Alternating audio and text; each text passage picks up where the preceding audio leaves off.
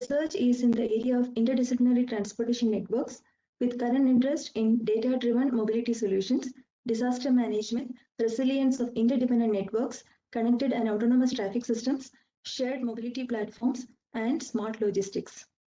He is a university faculty scholar from 2017, Fulbright Fellow from 2015 to 16, Discovery Park Fellow from 2013 to 15, a selectee of the National Academy of Engineering, Japan America Frontiers of Engineering Conference in 2016, a selectee of the National Academy of Science, Arab American Frontiers of Science, Engineering and Medicine 2017, and a CUTC ARTP Faculty Award, a recipient of that award in 2011, among other awards. He has published more than 320 peer-reviewed journal and conference articles. He is a member of the editorial boards of several journals and national and international committees, including the Transportation Research Board of the US National Academies. It's my immense pleasure to welcome Dr. Satish for this talk. Over to you, Dr. Satish. Thank you, Dr. Anju, and thank you, everyone. Good evening, and it's a great pleasure to be a speaker in this lecture series. As Ranju mentioned, we have been working in this space of AI and data-driven cities for a quite number of years. And what I want to do today is I want to share with you some of our research ideas in this space.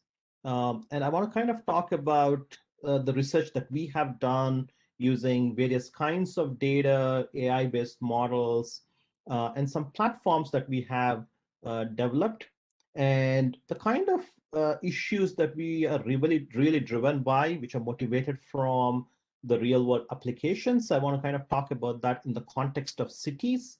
But when we talk about cities, we really don't look at it from the point of view of a transportation or buildings or anything, but we are driven by how we can develop people-centric solutions. So it's really focused on understanding the concerns of people, right? So this is something I want to share with you. But beyond that, I really would like to engage using this talk as a platform to see where are we going in this space and how can we make really an impact on some of the other issues when we kind of want to use data or AI methods in these type of city-based solutions.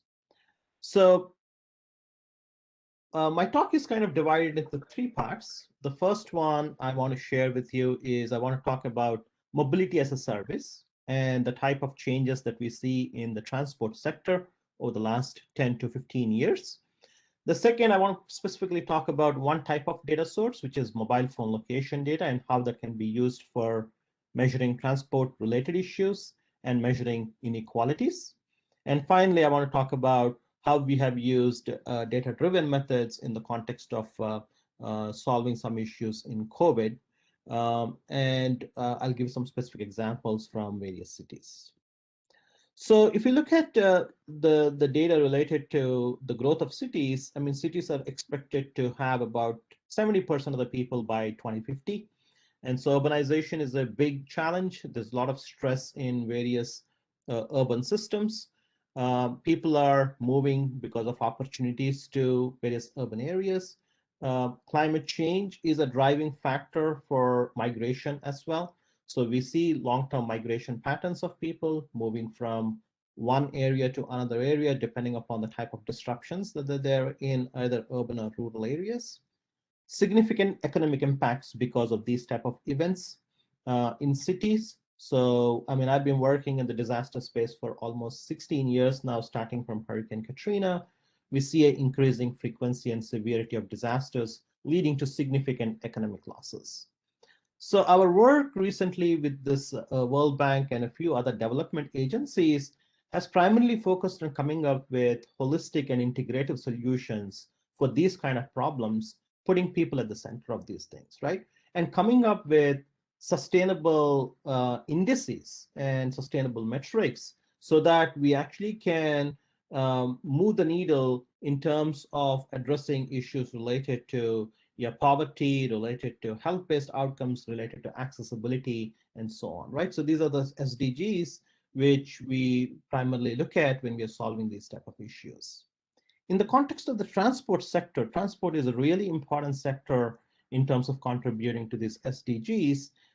If you look at the transport sector, significant economic impacts due to congestion. If you see, travel time has been increasing in various cities, both in the US and across the world over the years.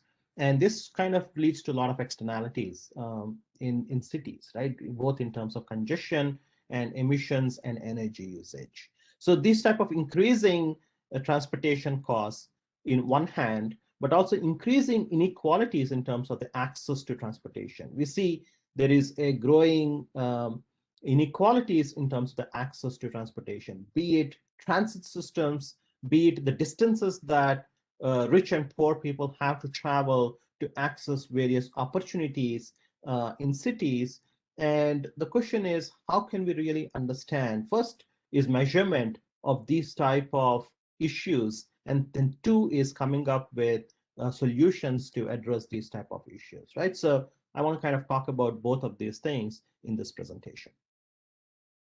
So mobility as a service is really the convergence of the technological forces that are shaping the movement of goods and people. So rather than looking at transportation just as a public good, which is important, right? The recent trend has been to kind of look at technology and transportation as a service, right? So if you look at Uber, Lyft, and Ola and these kind of platforms, primarily they are matching platforms which connect the rider to the driver. And how do we kind of move from this transportation as a public good to as a service? And there are various reasons why these are being shaped. One is convenience, real-time information, opportunities for ride sharing, but there are also downsides of these kind of things, resulting in more inequalities and externalities that are there in this kind of system. So I want to kind of talk a little bit about this using some of the data that we actually have collected in the US with implications to other kinds of cities. So this graph here shows you the increasing number of trips. TNCs are transportation network companies. These are the Ubers and Lyfts and VS, right? So these are essentially what you can see here is, one, there is a drop in this traditional taxi trips, the yellow cabs and the black cabs that you actually see in New York City, but there's a significant growth in Uber and Lyft and these kind of TNCs over the last 7-8 years. 2013 is when New York City has allowed Uber and Lyft to kind of operate in the city. So you can see a significant growth in these trips, which has significant not only congestion effects, but also human impacts. All right, so quickly, what are the drivers for these type of trends? The fourth industrial revolution that we are seeing in technologies, what are some of the drivers for this? The first is there's a significant growth in the use of smartphones, right? And which is providing data for various kinds of services, including location data of people, including how changes in the services that people procure, travel, healthcare, logistics, and so on. So we see this kind of a trend over the last few years due to growing use of smartphones. The second is the sensing platforms. There is a growing penetration of these sensors in cars and cities, right? Be it roads, be it water systems, be it environmental monitoring. So the cost and the size of the sensors has decreased. And then we can develop these platforms to engage citizens, right? So citizens on one hand, with the agencies who are making these decisions on the other hand, using this type of sensing platforms, we are better able to connect. So rather than just being from the agency to the citizens, now this agency can really know in real time what citizens are actually kind of facing, and then they can provide and tailor these services based upon this. So we see this type of connected villages or connected systems really becoming very, very important. These smart and connected systems are something as a trend which we are seeing.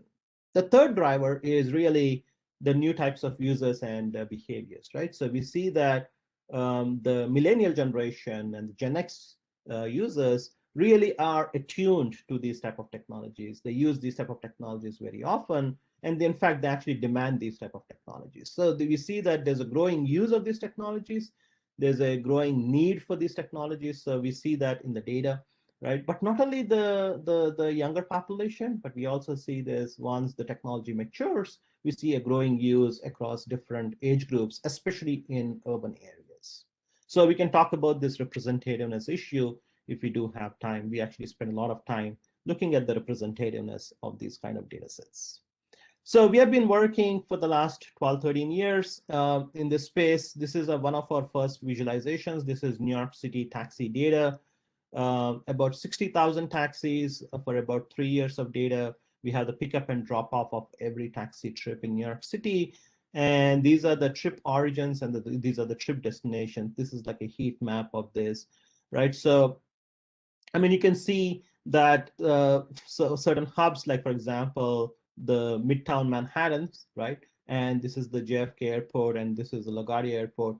These are like the hotspots in the network where you have a lot of trips which are starting and a lot of trips which are going to. So you can do a lot of analytics around this. So without really going into the details of those analytics, um, what I want to kind of talk to you about is first the mass kind of a systems, which is really exciting. So this is a new kind of a data which we have collected from the Uber platform 3 years back. And so we actually have an agreement with Uber, but we really couldn't get the trace level data from the Uber platform. So this is something which we have collected on our own, putting this kind of data collection stations across New York City. So this is New York City, this is Manhattan, this is Staten Island, Brooklyn. And so in these different regions, we have put artificial data collection stations, and we have collected all the trips that are there for a certain amount of time. And our question was to kind of see if there are any inequalities in terms of the where the trips are being picked up and where the trips are being dropped off, right? So that's one thing which we wanted to kind of measure. The other one is in terms of the surge pricing, if there are certain kind of what we call the chasing the surge, the drivers actually go after the surge price to make more revenue in the system. Can we observe that kind of phenomena? And the third is for us to be able to see if there are any externalities due to these type of trips and how much, quantify the externalities related to this. So the operational dynamics, so what we do is we compare the TLC FHV data, the for hire vehicle data, and we kind of plot this here, and we can see that this reflects the actual trip patterns very accurately. And we can look at the searching behavior of this traditional taxi, all taxis here, and then just the Uber kind of a taxis. And you can see the searching time for Uber is much lower as compared to those of the traditional taxi system. So on average, the searching efficiency due to the matching with this platform improves by almost 80% in Uber type of systems. Now let's focus on one specific question. What are the social impacts of these type of Uber type of systems, right? So while a lot of benefits have been proclaimed in terms of using these type of Ubers, primarily being convenience and having a taxi whenever we need it, are there any downsides of having these type of systems in our cities, right? And how do we develop tools for us to be able to quantify this? And this is one of our recent papers. You can read the full paper here, right? So this, what we do is we take these traces which we have collected and essentially do a lot of data processing, okay? And then develop a ML tool which can translate the location, the velocity, the acceleration data into the equivalent emissions and energy consumption kind of a data. So it tells us, one, we need to distinguish whether that vehicle is moving, because the emissions is a function of whether it is moving or whether it's in a stop location. So we kind of have to be very careful in terms of constructing this trace data, right? So we kind of measure the congestion, we measure the energy consumption that is there, and then the emissions. And yeah, so this is so that we are doing a good comparison between these 2 years. What we want to do is we want to compare between 17 and 19 data. Uh, the reason for showing this table is to show that there is no other effects which are being introduced here. There is no construction going on. There is no other increase in population, for example, in New York City, which could be increasing the congestion. It's just so that we can kind of look at and isolate the effects just due to the Uber trips alone. So with mind this trajectory, we kind of get the moving activities and then the stationary activities from this particular data set. And here is some of the details, right? So here are some things you can see in terms of fuel consumption, how it's actually changing, right, for moving activities versus stationary activities. And you can compute what this mean speed is and what the mean speed is for the moving activity, for fuel consumption, right? And you can do this for CO, NOx, and HC. Okay. And what you see that is that this is 2017, the blue is 2019. So what you can clearly see is this, right? So when you go to, let's look at the speeds, what you can see is this decrease in speed from 17 to 19. And if you look at the emissions, either it's CO or NOx, there's an increase in emissions by about 20 to 30% in different boroughs, right? We are looking at by borough types: Queens, Bronx, Brooklyn, Manhattan, and all of it. If you look at the all number, an increase of about 30%, right? And recall, as we said, nothing else is, there's no other things which are actually affecting this. The only thing that has happened is increase in Uber type of vehicles in this type of a network, right?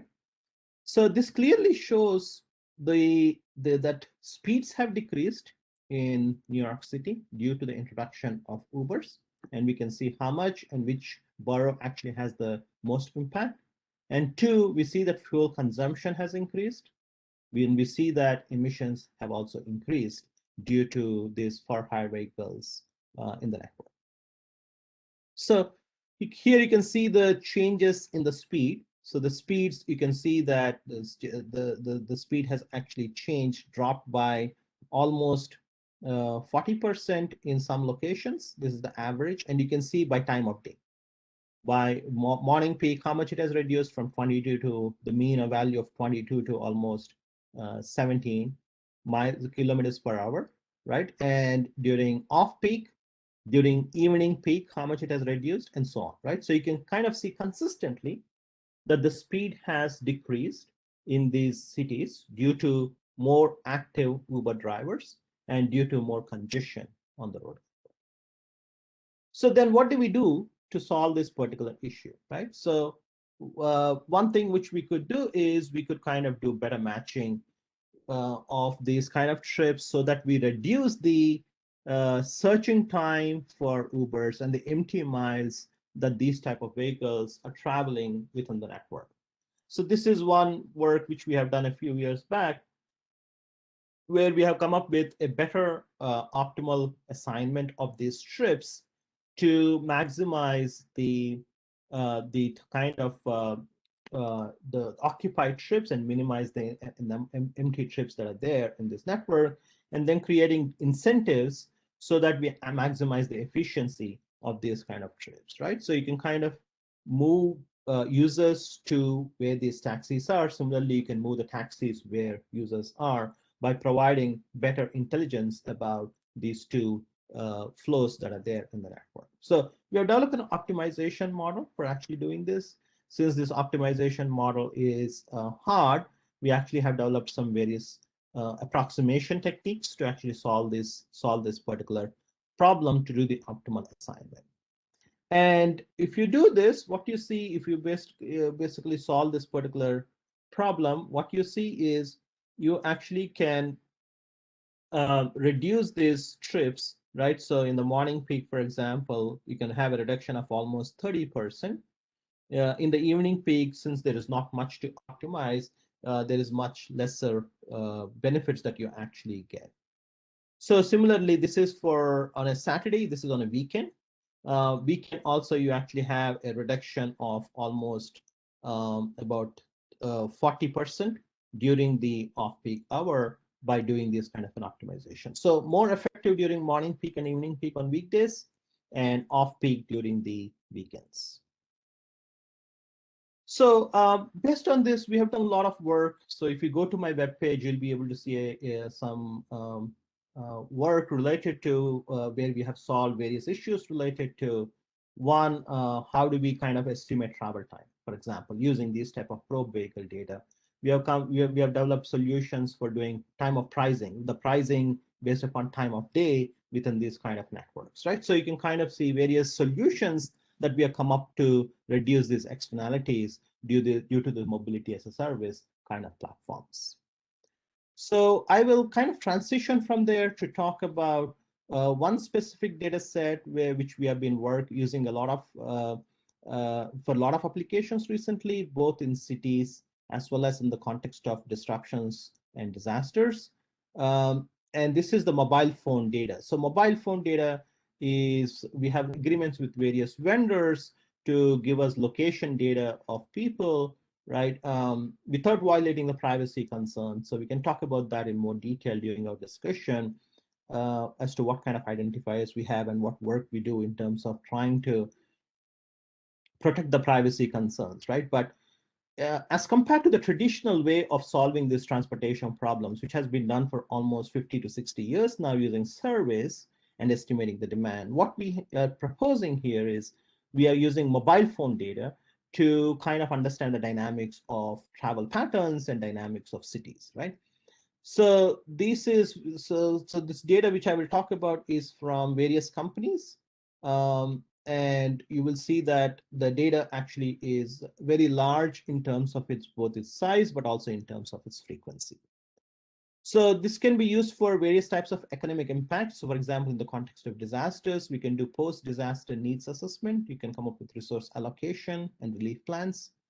Surveys were primarily used for these kind of issues. As we discussed, it's costly, it's time consuming. The sparsity of the data is only limited in terms of the space and time. So you don't have longitudinal data, and it's difficult to kind of scale with this, right? So the question is, can we do better using these other data sets? So when we want to use these kind of new data sets, we also need to kind of develop new models, which is where you need to come up with more learning-based models. You need to kind of come up with machine learning tools because the scale of the data and because of the type of things you actually want to understand with these type of data sets. So we have used this post-disaster mobility analysis. So some work here in the context of the Nepal earthquake and the Haiti earthquake, people have used some of this mobile phone location data to understand where people have moved after these disasters. So in these two papers, what we have done, we have one looked at how people move after the disasters. So this is published in the Royal Society interface. Using data from 5 different disasters, both in Japan as well as in the US. And we have come up with some universal patterns of how people displace after those disasters. The second paper quantifies the inequalities that are there in the context of evacuation, reentry, and segregation after disasters based upon income groups and based upon where they live. So this is mobility data. We also have POI data, the point of interest data, which tells us what are the different kinds of businesses, where they're located. So we can attach both the location data, which includes the movement data, with the business activity data, that's the POI data. POIs of different types, like building material, gas stations, restaurants, supermarkets, hotels, and so on. Here you can see how the variation of this flow looks like for these different kinds of locations. Example from Puerto Rico, and you can segregate this by urban, like San Juan, capital of Puerto Rico, by metro area or rural area, and you can see how these visits are actually changing. So here, this time point is when Hurricane Maria hit Puerto Rico. So you can see a big drop in these visits to all of these different POIs, and then slowly picking up after time, right? So I want to kind of quickly talk to you about two examples. One from our recent study in Maputo. Maputo is the capital of Mozambique. And this is a project with the World Bank where they have come to us asking how we can quantify the travel-related accessibility and transit analysis and how we can improve access to transportation, but using these big data sources. The second is the Hurricane Maria data from Puerto Rico using SafeGraph as our partner for this. So I'll quickly kind of talk about these things, and then we can wrap up and take questions and have a discussion about these issues. So Maputo, as I mentioned, is the capital of Mozambique, a fast-growing city. This is downtown Maputo. There are a few other areas in the greater Maputo area. So this is called Matola, and this is called Marakwin, and then this is Bone City. So these are all growing cities. The things which the World Bank was interested was to do investment analysis, but first we need to understand the kind of inequalities that are there. So using mobile phone data, what we have done is we have done trip attraction and generation. Where are the trips coming from? How are they changing with time? Where are they going to? We have developed the OD matrices, the transit demand using the GTFS data. We have used Google Maps data to understand the travel time accessibilities from zone to zone. We have looked at cumulative accessibility analysis, then corridor congestion analysis, and then we have done some investment analysis for this particular city, right? As I mentioned, our particular focus is on overlaying this with the poverty maps. We have very detailed poverty maps for this city, and we overlay this movements with the poverty maps to understand how the differences are there in terms of access between rich communities versus poorer communities. How far are people traveling to access the same type of a service, for example, universities or supermarkets or hospitals, if you live in a rich zone versus a poor zone, depending upon the mode of travel that you were to use, right? So these are some quick uh, results from the trip generation and attraction results, right, that you see. This is transit trip generation and transit trip attraction during the morning peak, right? And you can see here, there's a lot of attraction to the downtown areas one would expect, and there's a lot of also generation from the downtown, from these other neighboring areas which have a lot of households and population densities. A key thing to find here is poor to rich areas. There's only 11% people who are moving from poor to rich areas, but there's a lot of movement from rich to rich areas, right? So this again shows that there is some inequalities that are there in terms of access to transit systems in these cities, right? So people reach the downtown regions because a lot of opportunities and jobs in this downtown area.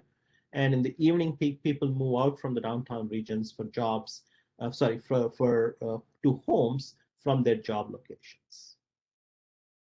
This is the modal split analysis. So using the mobile phone data, using an algorithm, ML algorithm that we actually have developed, we actually can also distinguish what type of a mode it is. Is it a driving mode? Is it a transit mode? Is it a walking mode? And so you see that in Bone City and Marakwin, which are the outlying areas, there's a higher proportion of driving trips because of poor access to transit. Whereas in Maputo and Matola, there are a higher proportion of walking trips because there are many opportunities and POIs which are actually accessible. This is what we call a catchment analysis. Catchment analysis, again, which we can separate by the rich-poor differences.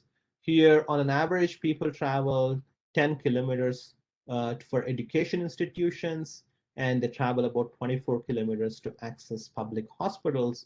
And here you can see the average distances that people travel based upon whether they belong to the rich zones or the poor zones, and depending upon which location of the city that they belong to, right? So you can slice and dice this data depending upon these various criteria, and you can kind of come up with some measurements of inequalities. So we have informed World Bank about the quantification of these different types of metrics, and we have done some investment analysis. So for example, one thing we have done is if they were to improve the transit access in this region, how much does accessibility change for the rich people and the poor people, right? So that's one kind of an investment analysis that we have done. This other kind of studies that we have done using the mobile phone data is the quantification of disaster impacts on businesses using this mobile phone data, right? So for example, Hurricane Maria hit, let's say Hurricane Maria hit, the number of visits drop in that particular region over time. How much time does it take for it to recover in terms of the number of visits? If you were to use the number of visits to a particular business as a proxy for the economic activity, and if you're able to measure the visits per each of these POI, how much time does it take to kind of recover, right? So this is the quantification of these impacts of the disaster. So this is some work which we have published recently in EPJ Data Science. So this is a BSTS model. It's a Bayesian structural time series model where we train this using the pre-disaster data. And then so we train the data, the model using all of that data, and then we do a prediction to understand when the recovery of that particular city network would actually happen. Here you can kind of include not just the physical networks of these different kinds of POIs, you can also kind of look at households and social networks and all of those things depending upon the data that you actually have. So this is an example from a Walmart in San Juan. Here we have done the training period using the first 150 days of data. And you can see then the testing for about another 50 days, and then we do the prediction for all the other 200 days, which is half of the data that we actually have. And here you can see the results once you do the predictions, pretty good. It captures the shock pretty well. Once you have a shock, you can see the significant drop in terms of the post-disaster decrease, and then it slowly increases, right? So in terms of the number of visits. So here you can actually use these type of models to predict the economic impact and the recovery of these kind of cities. And we have done this for different kinds of businesses in Puerto Rico, which are listed here, including gas stations, groceries, hospitals, hotels, universities, and so on. Here you can see the list of POIs. This is Puerto Rico. This is an island community. And so here you can see the different list of POIs that are there. And quick insights that you actually can see just after because of the disaster, right? This is urban area. This is the metro area outside urban area. You can see in the building material side, smaller drop in urban areas, but a bigger drop in the rural areas. Same for universities, smaller drop, smaller means 20% drop, but about 30 to 40% drop in terms of the impacts on the universities. One interesting outlier, if you will, right, is these hotels. Right here, you actually can see urban, actually there's an increase in activity. That means the number of visits have actually increased in these hotels. And the reason is because a lot of people actually go and live in hotels for a longer period of time to evacuate from this kind of a disaster. So this is something interesting. And you can see the economic activity of hotels increased by almost 10 to 12%. Whereas for the same hotels in the metro area and outside in the rural areas, there is actually a decrease, right? So you can quantify the economic impacts by these disaster types. So I think I have like another 5 minutes, so I'm going to quickly wrap up some of these things related to COVID. So we have been doing a lot of work on using these type of data sets. We work with Facebook, we work with Twitter, Google, and various other data vendors for this mobile phone location data. So we have been doing a lot of work on the COVID to understand how movement and infections are actually related. So I'll quickly kind of talk about this. This is related to the impacts on transit. Transit has been hit pretty badly in the US and the rest of the world. And here you can see that transit has actually reduced by almost 60, 70% in New York City, still not yet come back, right? So there's a lot of impact in transit. So here you can see this by city, and you can see almost 80% drop. And as of last summer, still 70% ridership is down, right? And now it's just picking up slowly, but still not yet there. So transit has been hit pretty badly. And our key modeling framework is to use like LSTM and GNN, graphical neural networks, to kind of make predictions about different counterfactuals and different what ifs to inform these agencies as to what they can expect, depending upon if there's going to be another wave of infections, depending upon movements and that are happening in other parts of the network. All right, so these are some quick transit response to the pandemics. These are patterns from the number of locations of these active vehicles that are there in the network, focused on 2 specific airports in New York City. So I'm going to kind of quickly move to some of the work we did in Japan. So this is one of our first works we did almost a year back. We actually were looking at the relationship between movement data and then the lockdown measures that were there in place, and then how much of mobility restriction is needed for us to be able to contain the infections without really significantly hampering the economy. Is there some kind of a magic number here in terms of how to balance this economic recovery with mobility restrictions so that significant economic losses can actually be minimized, right? So this is the work we did, and this is data from Tokyo primarily, using the location data with collaboration with Yahoo Japan. And this paper you can see in Scientific Reports, it's out now. And in Japan at that time, mainly non-pharmaceutical interventions, no strict lockdowns at that time period, very small number of infections and deaths, despite the proximity to the origin of this spread, right? So can we understand using mobility data what are some of the relationships between these things, right? So if you look at the ridership, this is from just the movement data to the major stations, transit stations in Tokyo, including Akihabara, Shibuya, and Tokyo Station. You can see a drop of almost 40%, even before any lockdowns were actually measured by March 30th, and about 80% by mid-April, right?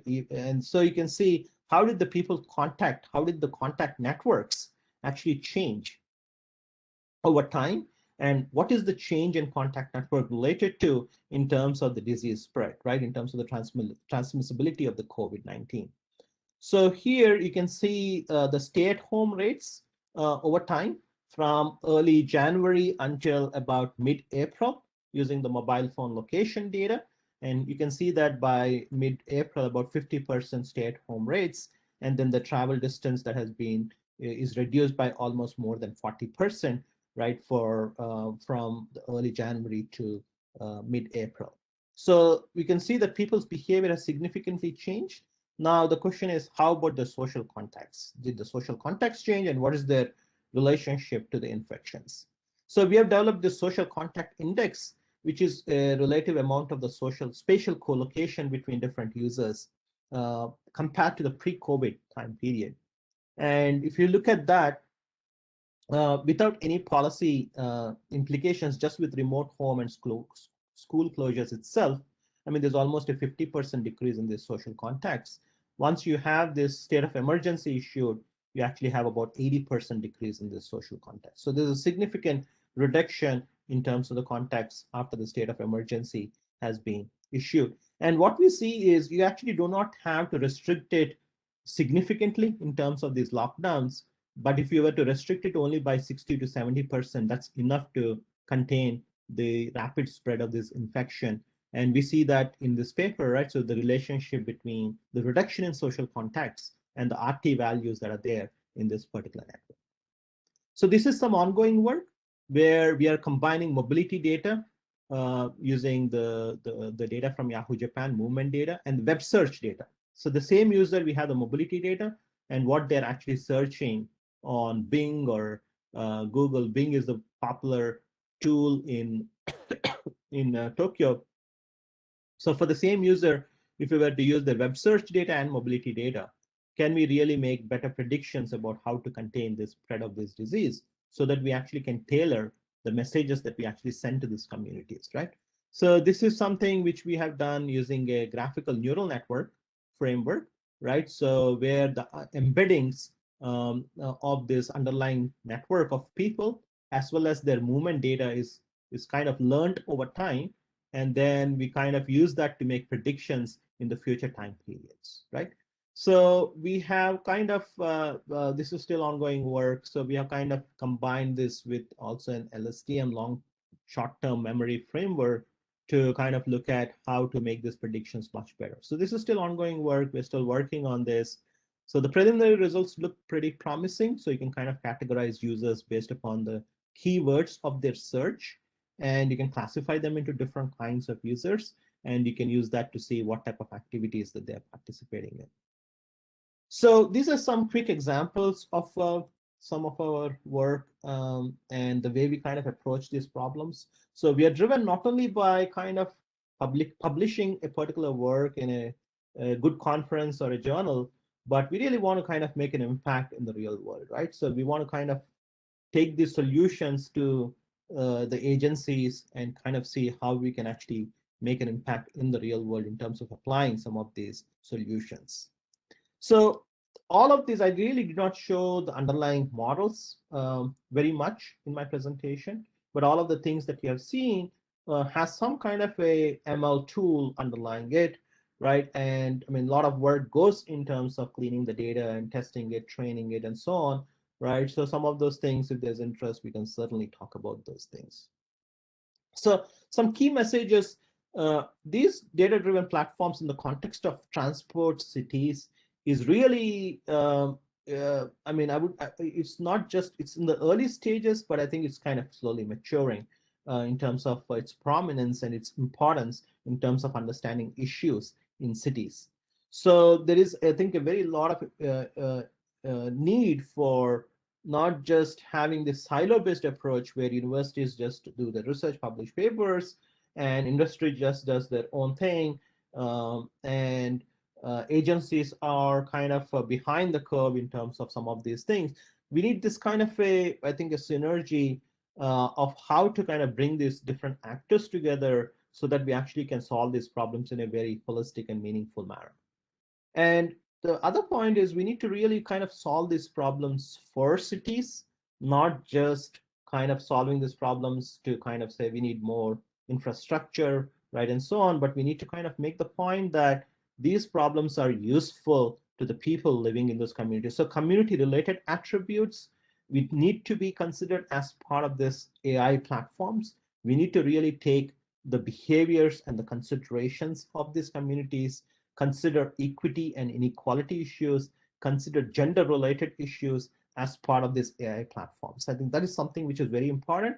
Otherwise, we are going to have a bias in the AI platforms. Already there is a bias introduced by the modeler. So we need to be very, very careful in terms of how we design these systems for decision making. The final point I want to make is explainability and trustworthiness in these AI platforms.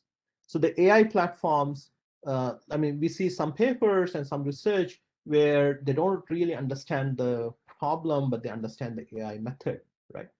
So sometimes they kind of just let they do some algorithm, but the explainability both for the decision maker and for the particular problem context in terms of how it can policy be designed and decisions be made is missing.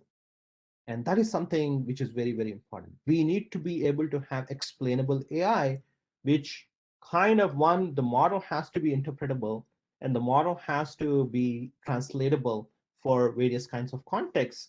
And two, we need to be able to replicate these kind of results, right? So that taking from the algorithmic side to the decision maker side is something which is very, very important. And trustworthiness of the decisions that come out of this AI platform is also something which is very, very important.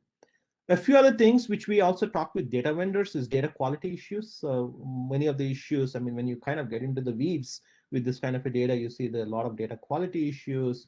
And one of the things that we actually do is we want to kind of look at representativeness and bias within this data. So we have been kind of really focused on this gender and income related issue, especially for mobility data. And we have been working with Facebook to kind of look into this issue because they actually have some very interesting data for the gender related things.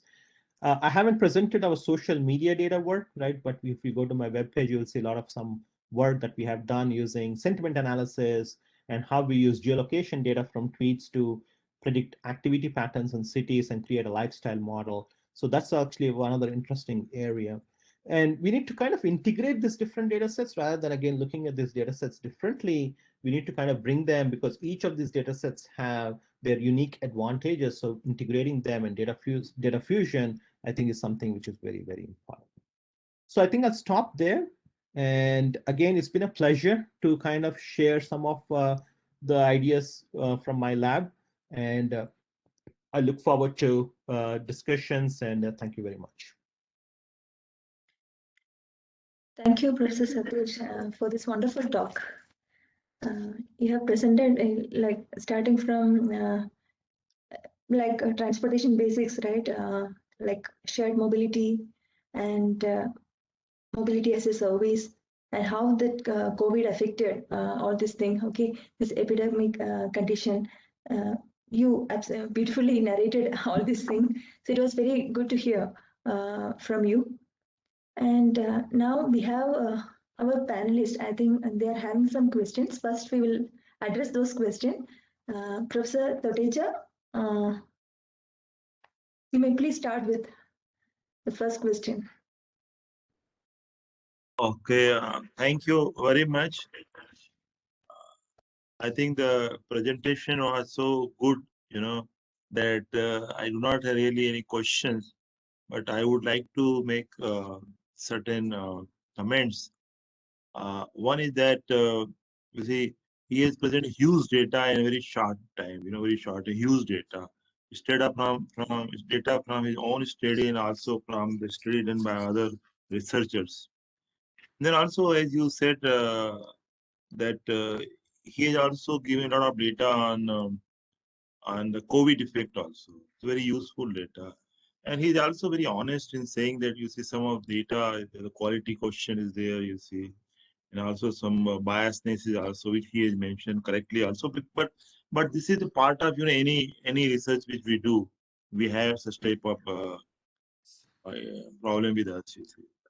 So overall, I would say it is extremely good presentation. And also, I would say that this is more in the context of our country, because our country, you see, still 35% population is the urban area, urban population, remaining the rural areas. And the rural areas are converting into the urban areas now, semi-urban, urban areas, and more transports there, People buying capacity has also improved. I think in our country's context, you see, I think such type of research will be extremely useful. So wonderful presentation. Compliments. Thank you very much. Thank you, Dr. Kadeja. And Dr. Amit Rathi, do you have any question? Yeah, thank you, Dr. Mark. Thank you, Professor Satish, for a very nice presentation. It was actually, I second the thought that, yeah, it was too much of a data to present in a very short while, and it was very refreshing to see that also. I just have a couple of questions. This with respect to the optimization. Just to know, because actually I don't work much in the field of traffic, so I just wish to know which are important features one should look forward when they are using any optimization technique for the traffic data. Like say for example, first of all, it may not be a gradient based because they may have certain issues of the convergence also. So in that tune, like what all features are important features that you pick particular optimization method and what you look forward for? If I understand the question correctly, you're asking about what type of a optimization, what type of features do we put into this optimization model? Yeah, maybe or what you're looking for an algorithm that they should be able to solve certain peculiarities about in the sense of traffic data or for your application itself. So it really depends upon the type of question that we're looking at. So for example, the matching problem that I kind of presented before, right? So there, I mean, the kind of optimization problem is, I mean, you have a set of drivers on one side, you have a set of riders on the other side. You're trying to kind of match efficiently the ride to the driver so that the driver doesn't have a lot of empty trips. So as you can see, it's a bipartite kind of a matching. So it's a 0-1 kind of a optimization model, and you're trying to kind of, so that problems, I mean, these are like integer programming kind of optimization problems. So they're harder to kind of solve and scale, right? So you come up with some efficient techniques to actually solve this. Whereas if you're trying to predict the flow on a network, this is another standard problem, and one where we have done a lot of work in the last 20 years, right? So, and there are different flavors of that problem. If you are trying to kind of predict the flow on the traffic network, and you're given, let's say, the origin and destination flows that are there in the network, and you're given the network characteristics in terms of the cost functions on the link and so on, you can formulate this as a convex optimization problem. And that's the basic classical selfish routing game, where the game is everyone is trying to kind of get from their origin to the destination in the least travel time or least cost possible. And now tell me what are all the flows on these links in the network which will achieve that kind of a condition, right, where people are minimizing their travel time. And you can write that as a convex optimization problem, and the output from that would be flows if we were to write it as the static. But the same thing can also be kind of solved using a shortest path network flow kind of a problem, and that's basically more efficient than the optimization framework, right? So it really depends upon the kind of problem that you're kind of trying to solve. Okay, so are these are generally population based or they are gradient based or any other type? Like if I say, as in like bunch of techniques may be useful for this case, So I missed that first part. You said gradient based, and what's the first one? or population based. Let's say genetic algorithm or evolutionary optimization. Oh, okay. I mean, meta-heuristic based. Yeah. Yes, So yes. it really again depends upon. I mean, whether it is you use a genetic algorithm or simulate annealing and calling. Those are all kind of heuristics, right? I mean, if you have a non-convex problem, you can use any of those methods, really. So it depends upon the type of optimization problem that you actually have. I mean, for example, the selfish routing game that I just described, you can solve it using a gradient-based algorithm, right? And we actually, that's what typically we teach in our classes. So these are basically, you can use a gradient-based. We don't use any meta-heuristics there because it actually solve it to optimality. Whereas if you were to do, I think Ranju might know this. I mean, she does vehicle routing. I have some in logistics problems. We do vehicle routing, right? The vehicle routing problems are notoriously hard problems. So there you really cannot solve these problems when you want to scale it to 30, 40 nodes in the network. Then you have to use some kind of a meta-heuristic, and one method is genetic algorithms or simulated annealing or any of those kind of methods. Yeah, just a last query on that part. As you specified about optimization, also you specified about the Bayesian models which you've used. So I believe so there must be some certain randomness or perturbations which are considered. So are these optimization the solution which you get, they're sensitive enough that they may change with the perturbation, like even if a small 5% perturbation is also there. Right. Yes, that's a very good question. So yes, we do. Most of the problems that we see, they're very sensitive to perturbations, right? So, and that is the reason we need to have very good training and a good prior for these kind of models when we go into the ML framework. Um, and so yes, they are very sensitive to the kind of inputs that you put into the problem. That's why you see, I mean, AM peak versus AM off peak variations could be anywhere from 10 to 20%, right? But the flows are going to be very, very different, right? So they're very sensitive to the kind of inputs. So, but we can make them more robust. We do consider uncertainty as part of this modeling. So you can kind of make these outputs more robust, but of course they're not transferable across different time intervals. Time intervals in the sense like if you were to do this from morning peak, you can't really use the same setup for a evening peak because the flows are going to be very, very different. Okay. So we do some kind of a bootstrapping, we do some sampling to kind of make these solutions much more robust. Okay. Thank you, Professor Satish. That was actually very nice interacting with you and to learn about these new fields of the research also. Thank you very much. Yep. Thank you. Thank you, Amit. Dr. Bhupendra, you have any question? Okay, first of all, I would like to say thank you to Professor Satish for giving such an informative and wonderful presentation. Since I don't work in this area, so it was a very like it was like a exploration for me that these Uber and these Ola, like in India, we have these are creating the problems related with the reduced travel speed and like increased like these greenhouse gas emissions. So I hope that in the in the near future we will be able to solve these problem associated with this, because we all know that these services are going to be here with us in the future also.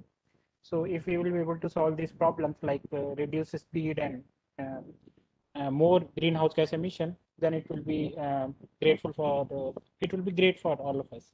So thank you, Professor Satish, for this wonderful presentation, and thank you for giving us your time. Thank you. So we are actually doing some work in India, both in Chennai as well as in Delhi. And one issue that we are looking at is this first and last mile connectivity using this kind of big data sources. So for example, I mean, Uber has or Ola, and the Ola trips are primarily not really connecting the first and last mile. So people have great challenges in terms of accessing the transit. So how can you facilitate Uber to be, in addition to some of the medium length trips, can we look at this first and last mile connectivity much better using this Ola kind of trips, right? So that's something which we are looking at using. We have actually a lot of mobile phone data from India. And so we have been working with the data set for the past few months. Okay. Thank you, Professor. Yeah, thank you, Dr. Bhupendra. I think we have a few questions from attendees as well. Rashmi Ranjan, she has asked about the way forward for India that you have already answered, right? So if you have something more to add, she was asking way forward for India. Way forward for India in what context? Are we talking about in the data context, or transport context, or? Maybe this data context as well as solution context, solving transportation issue from as mobility as a service, right? You can just tell about that. Right. So in India, I mean, I'm from India, so I kind of observe and collaborate with people from India, and I observe things very closely as to what's going on in India. And we have done some work in India and through various partnerships. And in the data space, I think the data is actually opening up pretty nicely in India, right? So we have a lot of these interesting data sets which are becoming available for India. And so, I mean, as one challenge that we actually have in India is data collection using the survey methods and so on. It takes a lot of time, very difficult to reach all population groups and come up with a scale of the data such a way that we actually can make meaningful inferences.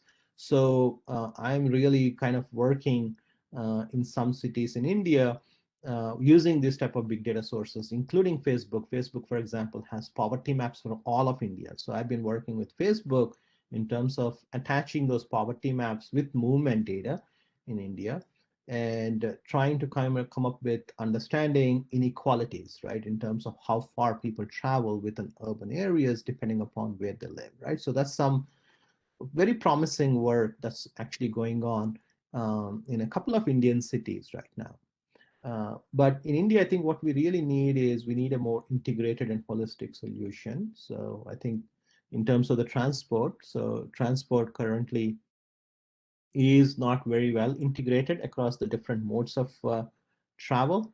We also need to move towards more sustainable and safer forms of travel, right? So a car is not a solution for everyone in India. So we need to really look at a good balance between motorized versus non-motorized forms of travel. And so how do we kind of make walking a desirable mode by kind of looking at the cities very differently, by kind of making things more accessible for different people, looking at other non-motorized forms of travel, including public transit, but also like biking and so on, right? So I think these are some things which needs to be thought out very well, because just a heavy reliance on a car-based travel is really not going to be sustainable for us in the long term. Yeah, thank you, Dr. Satish. And we have one more question. In the context of privacy issues in smart transportation, which AI and ML techniques can be used? I think you already mentioned in between your presentation, right? You will be telling more about the identifiers you have used, right? Keeping the privacy. So could you please explain, elaborate on that? So when we use any of this kind of a data, we are very careful about how we use this data, where we store this data, and who accesses this data. First, this data does not have any identifiers of the individual. So for example, we don't know who they are. We don't know any of their social demographics. We don't know their age. We don't know their gender, and so on.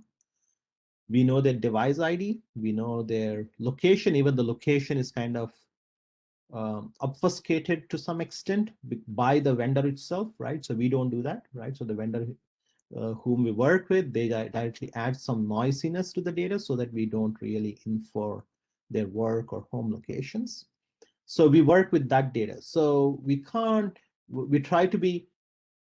pinpoint our analysis as closely as possible to the POI, right?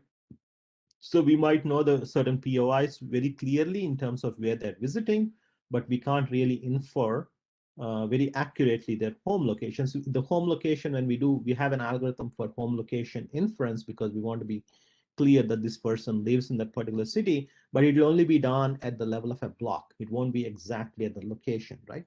It will be in this person lives in this particular block and so on, right? So we take a lot of precautions when we actually work with this kind of a data set so that none of the identifiers are revealed if it's available. And in most cases, we work with the vendor to strip away all of these identifiers, even when we get the data.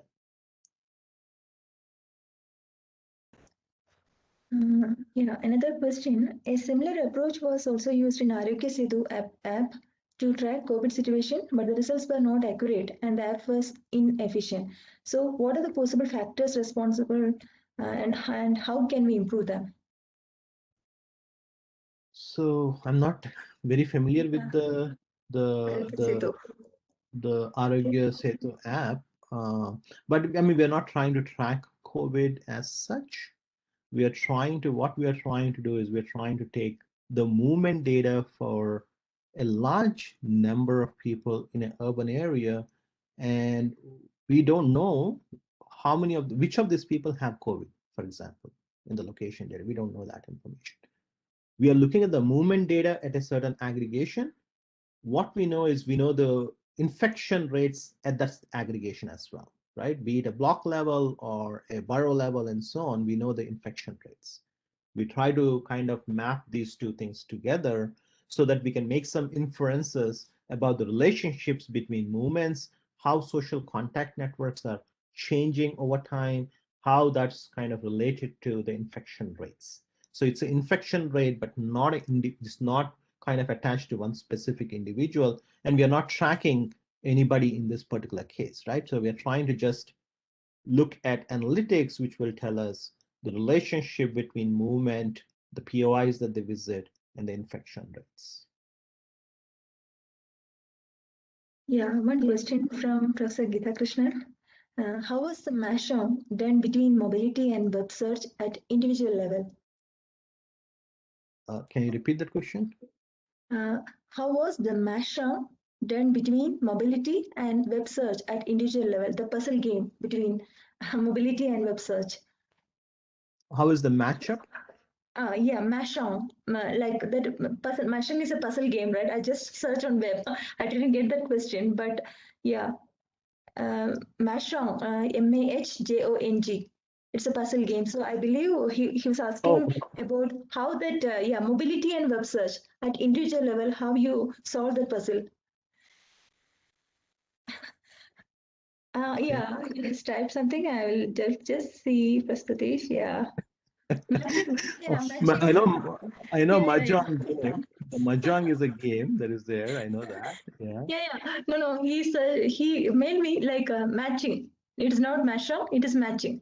Matching between mobility How and do web you, search. okay, I Yeah. think I understand the question. So how do you so the way we actually get that is, so this is from, interestingly, Yahoo is the only place where Yahoo is still alive is Japan. It seems Yahoo is a very popular app that is used in Japan, and there's a very big user base for Yahoo. So we work with Yahoo Japan very closely. So they actually have an app which people can install on their mobile phones. People access it on their desktops and so on, right? And the app has various things. One, Yahoo Japan can get the location data of all the users who actually use that particular app, but also it can get data from if they're searching for some things on that particular app, or if they're basically searching things on related apps that Yahoo Japan coordinates with. So I think they basically can collect the web search data if anybody is using that app or apps related to that, right? So they actually can get both the web search data and then the location data at the same time for the same user, okay?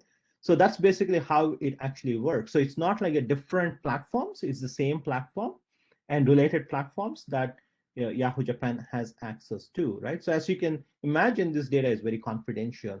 So, I mean, even I can't look at the raw data. We only get processed data from them, so we can't put it on our machine. Yahoo Japan directly processes the data.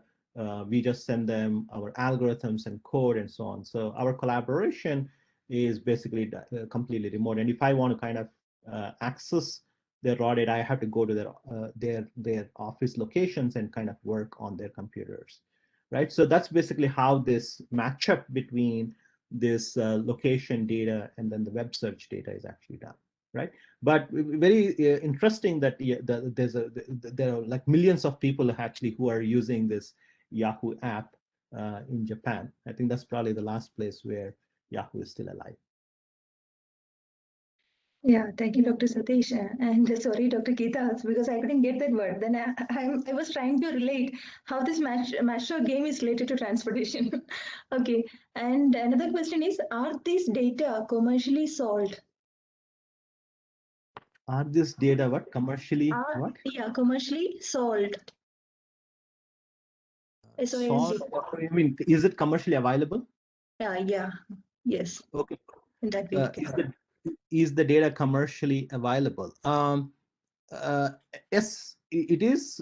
Some of the data can be commercially purchased for sure, right? So some of the data vendors that we actually work with, yes, it can be purchased, but you need to have established some kind of an agreement with these data vendors.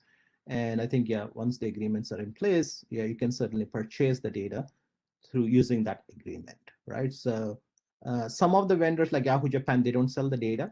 They only work with their own collaborators.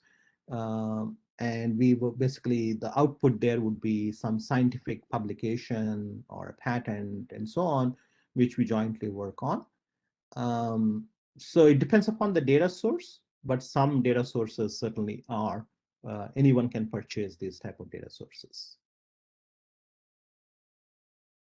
Yeah, I have one last question because questions are increasing in the chat box. So, is there any way to know what are the parameters learned by the neural network during the training stage actually represent? Is there a physical representation of it? Not. Is there a physical representation of the hyperparameters that are being estimated? For example, the GNN model? No, we don't really have any physical meaning. I don't think, I mean, because the data is actually kind of estimating the parameters. So once we have a parameter, yeah, that's actually coming from the data. And then when we have the next time interval of data, there's a new hyperparameter. So the tuning is actually happening based upon the data that is actually kind of coming into the model. So, but I don't think for those, at least in that context, there is no physical meaning. But this, what we have is like a network embedding technique as part of this framework. The network embedding can have some meanings, right? So for example, I mean, the network embedding can tell you the structure of that particular city network. Is it a polycentric city? Is it a monocentric city? And so on, right? So the degree distribution of the cities. So there could be some underlying meaning for the network embedding that we actually come up with as part of this modeling framework. So it depends upon the model, but for every model, we really don't have a meaning attached with a hyperparameter, but in some cases, depending upon the type of embeddings we put into that, we actually can have.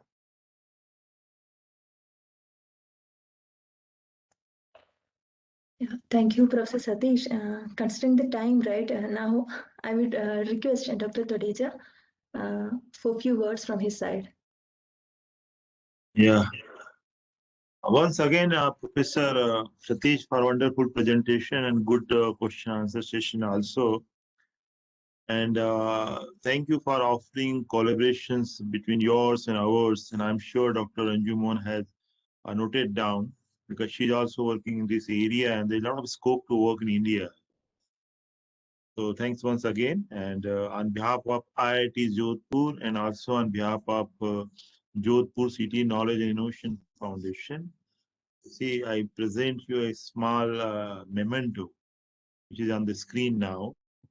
And kindly accept this memento. And this is prepared by local artisans, craft artisans, and there are a lot of export outside, outside India. Around 2,000 crore rupees export from Jodhpur only. And you are from India, so I think we would be very happy to have you here in India, particularly in the IIT Jodhpur. So kindly accept our invitation also to come to Jodhpur. Thank you very much once again for a wonderful presentation. Thank you very much. Yeah, I mean, I certainly would like to visit Jodhpur. In fact, my most recent PhD graduate, his name is Hemant Gehlot, and he just graduated he's from Jodhpur, and he is joining, he's on the plane to India right now. He is actually joining IIT Kanpur as an assistant professor next month. And so I very much look forward to visiting Jodhpur next time I'm in India. Yes. Yeah, Thank you. Thank you. Thank you, Professor Satish. I would like to mention as well, my supervisor, PhD supervisor was Professor Gita Krishnan, and Professor Gita Krishna's supervisor was Professor Satish. So it is very good to see Professor Satish here, and thank you for accepting our invitation as well. Now, I would request for my colleague for vote of thank. So on behalf of the School of Artificial Intelligence and Data Science and Jodhpur City Knowledge and Innovation Foundation, would like to thank Professor Satish for spending his valuable time with us and sharing his ideas on the role of artificial intelligence and machine learning techniques in smart transportation. So thank you, Professor Satish, for your wonderful talk. We would also like to thank all our panelists, Professor Soteja, Dr. Ranju, Dr. Bhupendra, Dr. Amit, and Dr. Professor Sampath Rajvadera for making this session an interactive session and having a fruitful discussion with our speaker. And we would also like to thank all the attendees for giving their valuable time and attending the talk. Thank you all, and we'll be announcing the next talk soon. Thank you so much for attending the talk. Thank you all. Yeah, Thank you. Thank you. Thank you. Yeah, bye. Thank you. Yeah, thank you, Dr. Satish. Thank you. Yeah. Bye-bye. Thank you, Professor Bye-bye. Satish. Thank you very much. Thank you, everyone.